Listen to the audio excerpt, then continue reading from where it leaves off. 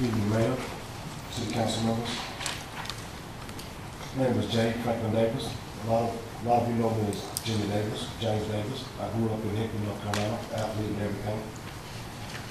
The decision that you made indicates that the city is going to prioritize incumbency protection over minority voting rights. And that's a pretty undemocratic position to take.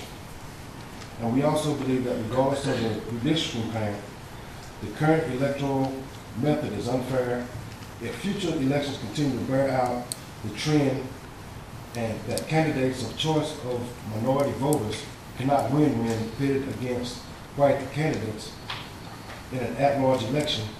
You will have to reevaluate your legal options.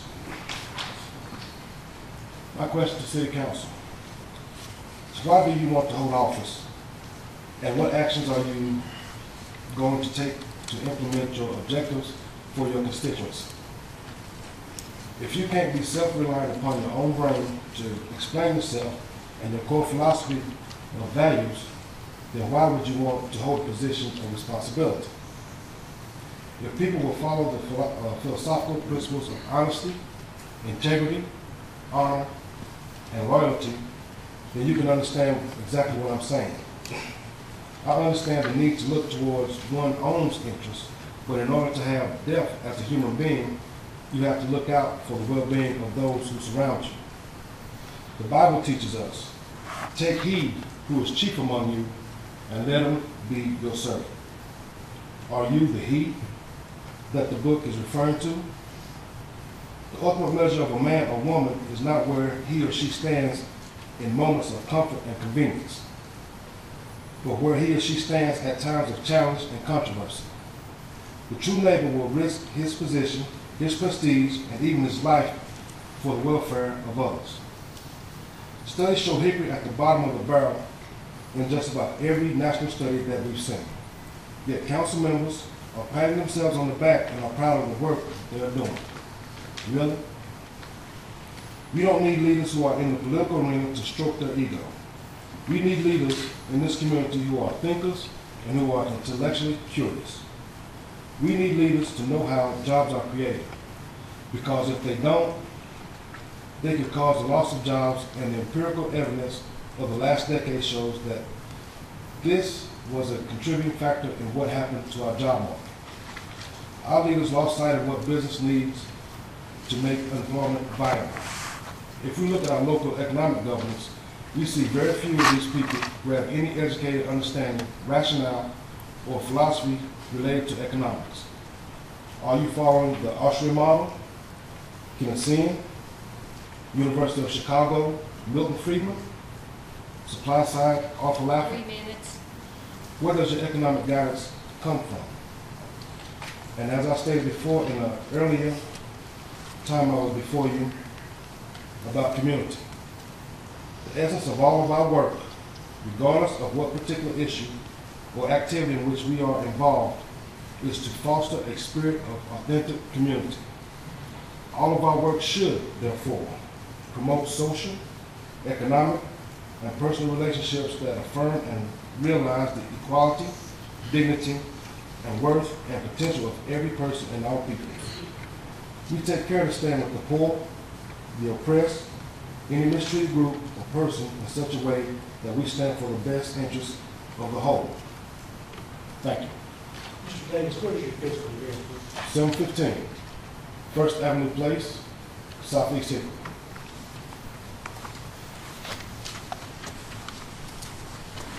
And I have Mr. Billy Sutter.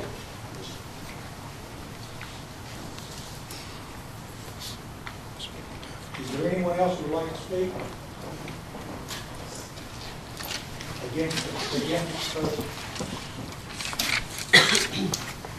My name is Debbie McNeur, and I live at 1232 7th Avenue Southwest. And I wanted to ask that you not vote for alternative 3, but you do take into consideration some of the things that were said in the additional alternative 4, I guess you could call it. Mr. Mayor, with all due respect, you said that it wasn't appropriate to unseat an incumbent elected by the citizens or to eliminate a seat, but that's not really the truth. The truth is that it wouldn't be in eliminating a seat or unseating an incumbent, but it would be greatly in favor of seating someone of low socioeconomic status to the council to give fair representation to all the areas. With all due respect to my brothers and sisters in the Coalition of Citizens for Equity that live in the Ridgeview area, part of Ward 4 is West Hickory, Westmont, and Green Park also. And as Mr. Jesse said at one of the meetings, it's not really a racial issue, and I don't like it. I don't see color, and I don't like it being divided along racial issues. But it's a south side of the tracks issue, is what it really is. Low socioeconomics. It's not just a white candidate, but it is a female candidate of low economics. That's not from an add-on area, but from West Hickory or from Green Park that also could not get elected. I don't think it has, I mean, it has something to do with color as far as minority is concerned, but that's not the whole total issue. A big majority of the issue is the socioeconomics. And nobody from Ward 4, whether you live in Ridgeview or the part of West Hickory, Westmont that's in Ward 4 or in Green Park, would stand a snowball's chance in a hot place of being able to sit where you are, with the wards being what I would consider gerrymandered to keep the status quo in place, which is not conducive to someone being fairly represented that does not have the socioeconomics that most of you sitting there do. Thank you. What's your physical address, please? 1232 7th Avenue Southwest.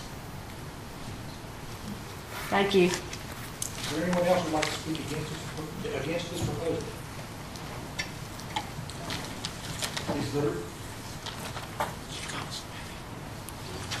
anyone who wants to speak for this proposal?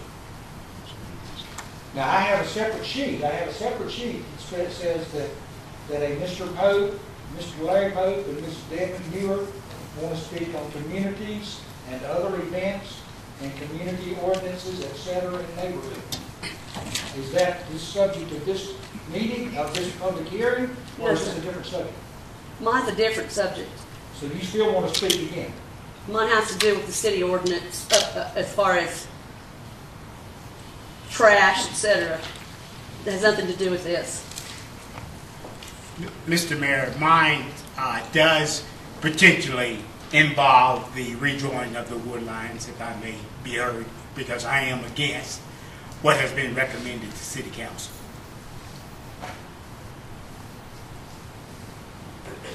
So are you asking to speak now? Yes, sir. Well, please come forward. Thank you.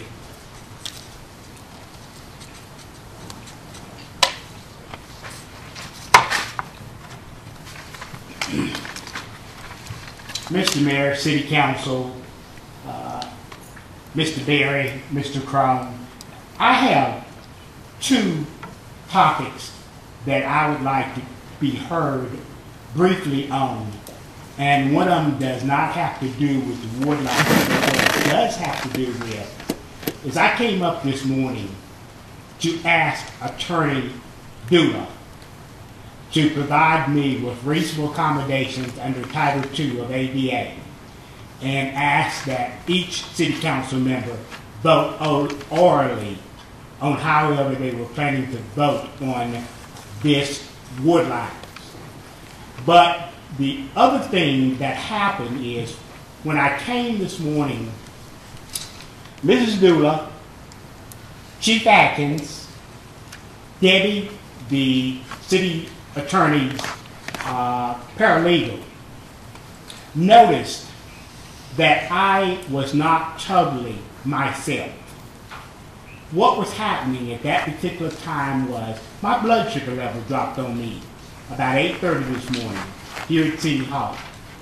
I know that I was told that Mrs. Dula had a meeting that she needed to be in at 9 o'clock, and I'm going to take it that Chief Atkins was here also for that meeting. But what made me proud of all of your workers in this building that came to my need was the fact that my health, my welfare was more important to them than being in a meeting. I kidded with the chief when I was arrested over the protest about providing me with orange juice and a peanut butter and jelly sandwich. Well, this morning he provided me with the orange juice that I needed, and he provided me with peanut butter crackers, but no jelly. I thank him. I think that these type of workers that put citizens' welfare and priority first over other things that they need to do, they need to be commended. And I wanted you to know that. I wanted you to know how much I appreciate what they did for me, because I consider myself a citizen of a very good city. But what I want to say is, the reason I'm speaking against the recommended map of Ward 3 is that I have asked several different times about going back to what we had prior to 1970, and that was ward elections only. Because as you know, with the blended at-large system, minorities, low-income folk of our city don't stand a chance of being elected, because I'm a good example. I won my ward 4 times, but when it went to at-large, I was defeated because folk all over the city voted against me because they couldn't control me, or I would not vote sometimes the way that they wanted me to vote. So I will say to you that the only way that we can make elections in this city representative is let the folk of their ward that they're running from be chosen by the citizens who live in their ward. So I am asking for you tonight to give us an answer, so that not only will I know the answer to whether you intend to go to ward elections or not, I want you to vote on it, so that citizens of this city can see how you voted, know how you voted, and under the law, I have a right to know the same time that all other citizens in this city knows how you have voted. So I'm asking you to vote tonight on whether you will go back to North Carolina General Statute 160A-104 and go back to ward elections, so that all citizens can choose who they want to represent them here on City Council, and not those folk who don't live in the ward that that citizen is running from.